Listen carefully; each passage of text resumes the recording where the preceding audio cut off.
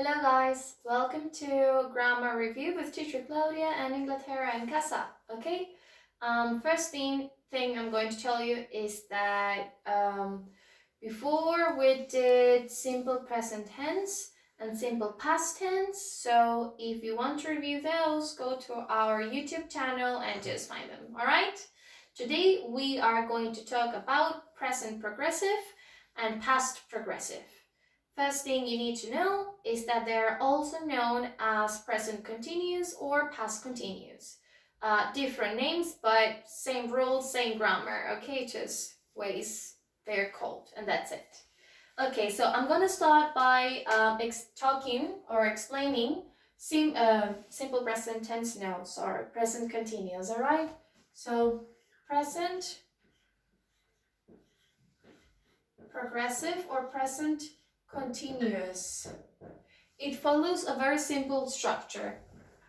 Subject plus auxiliary plus verb with the ing suffix plus the complement. All right? Now, which is the auxiliary for continuous tenses or progressive tenses? Do you know? You know that the auxiliary for simple present tense is verb do or does, depending on the subject. You guys know that the auxiliary for the past is did, but the auxiliary for the continuous tenses is verb to be. Very good. So verb to be in present, right? So are, or is. So let's say I want to say that what is the auxiliary for I am? Right now, what am I doing? I am teach. Teach is my verb plus the suffix teaching. What? I am teaching English to my students, all right? Subject, auxiliary, verb with ing suffix, and complement. Let's do another example. Let's say Susan. Okay, so Susan. If Susan is my student, then she doesn't teach, she learns. Very good. So right now, in this moment, Susan, auxiliary, verb to be, are, or is. So Susan is learn plus suffix, learning English. As simple as that. When you want to talk about actions that are happening in this moment, you need to use present continuous and to follow the structure subject, auxiliary, verb plus ing suffix and complement. And which is the auxiliary for continuous? Verb to be. And it's three forms: are, or is, depending on your subject. And that's it. Okay? Now, how do we transform this into questions? Well, simple. Verb to be, it's very flexible. It doesn't matter if we are using it as a verb or as an auxiliary. It can change its position. It can change its location in a sentence. It moves, okay? So as if it was working as a verb, what we are going to do is to put it the beginning of our phrase. So I am a teacher changes to am I a teacher? Sorry. I am teaching English changes to am I teaching English? Am I right now? Am I teaching English? Yes, you are, or yes, you are teaching English, or no, you're not, or no, you are not teaching English. Remember that we should always use double negation, okay? One no the beginning and the not after the auxiliary, okay? Not the verb. Susan is learning English.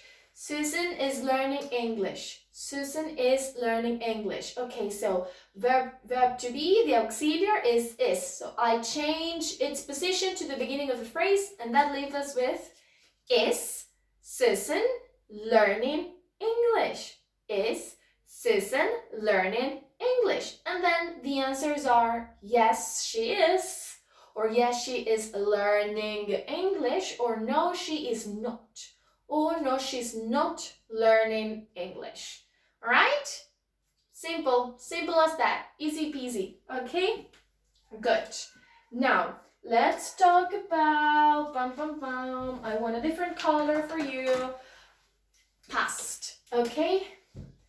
Present. Past, sorry.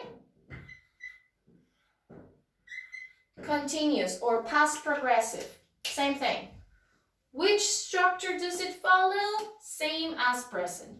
We need a subject plus an auxiliary plus a verb with the ing suffix plus a complement. Now, we said that in present, the auxiliary of the progressive form was, yes, verb to be, are, or is. Now, which do you think is the auxiliary for the past form of the progressive? Verb to be, but only that we use it in past. So the present forms of verb to be are are, and is. The past forms of verb to be are was and were, right? So I was, you were, he, she, it was, we were, and they were. Fantastic. So let's, according to this structure, let's write a couple of sentences. Subject, and again, I was if I were. I was, very good. I was. Now, verb with ing. Let's use the same verb so we can compare the sentences. I was, teach is my verb, plus the suffix, teaching.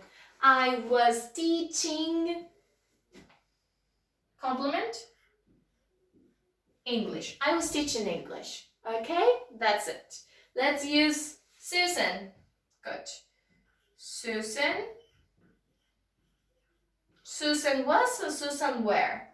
Susan was. Great. Well done. Susan was. The verb is learn. So learning English. Susan was learning English. That's it. As you can see, both present continuous and past continuous follow the exact same structure.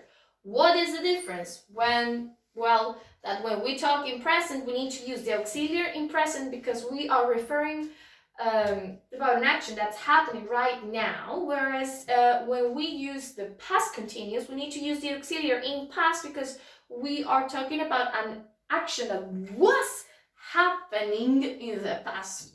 Okay? Now, if here we move verb to be to the beginning of the sentence to transform it into a question, what do you think we do in the past?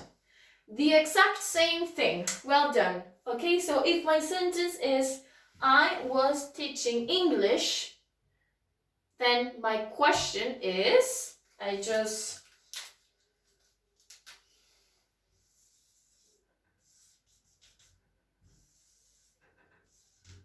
change the position of the verb.